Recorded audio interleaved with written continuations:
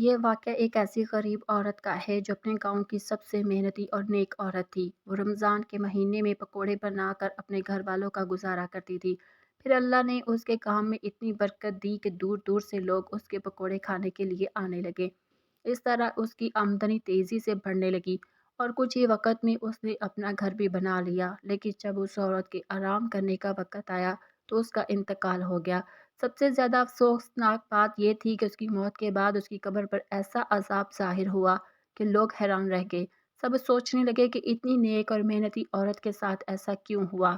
یہ کہانی خاص طور پر ان لوگوں کے لیے ہے جو رمضان میں پکوڑے، سموسے یا افطاری کا سامان بیچتے ہیں۔ اس میں ایک گہرا سبق چھپا ہوا ہے۔ یہ واقعہ آسیہ نامی لڑکی کا ہے جو اپنے ماں باپ کے ساتھ غربت کی زندگی گزار رہی تھی۔ بچپن سے ہی وہ چھوٹی چھوٹی خوشیوں کے لیے ترس رہی اور اسکول بھی نہ جا سکی۔ جب وہ اپنی ہم عمر لڑکیوں کو اسکول جاتے دیکھتی تو اپنی ماں سے حسرت سے کہتی، امی میں بھی اسکول جانا چاہتی ہوں، میں بھی یونیفارم پہن کر کتابیں لے کر جاؤں گی۔ اس کی ماں آنکھوں میں آنسو لیے اسے سمجھاتی، بیٹا پڑھائی امیروں کے کام ہے، ہم غریب لوگ اگر 2 وقت کی روٹی کھا لیں تو یہی بہت ہے۔ مگر آسیہ کہتی، امی چچا کی بیٹی بھی تو غریب ہے، اس کے ابو بھی مزدوری کرتے ہیں، پھر بھی وہ اسکول جاتی ہے، میں بھی پرانے کپڑے پہن لوں گی، بس مجھے پڑھنے دیں۔ ماں اسے سینے سے لگا کر روتی اور کہتی، کاش میرے بس میں ہوتا تو میں تمہیں کبھی اس چھوٹی سے چھوٹی خوشی سے محروم نہ رکھتی، مگر ہمارے پاس اتنے وسائل نہیں۔ یوں آسیہ کی خواہش دل میں ہی رہ گئی اور وہ تعلیم حاصل نہ کر سکی۔ وقت گزرتا گیا، وہ جوان ہوئی اور اس کی شادی ایک غریب آدمی سے ہو گئی۔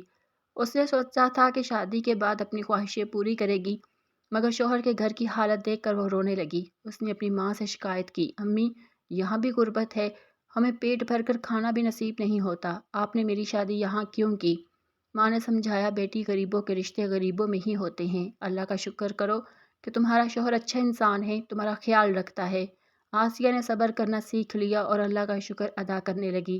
پھر اس نے سوچا کہ گھر چلانے کے لیے کوئی کام کرے، مگر اسے کوئی ہنر نہیں آتا تھا۔ ایک دن اس نے کہا، میں کسی امیر کے گھر کام کرنے چلی جاؤں۔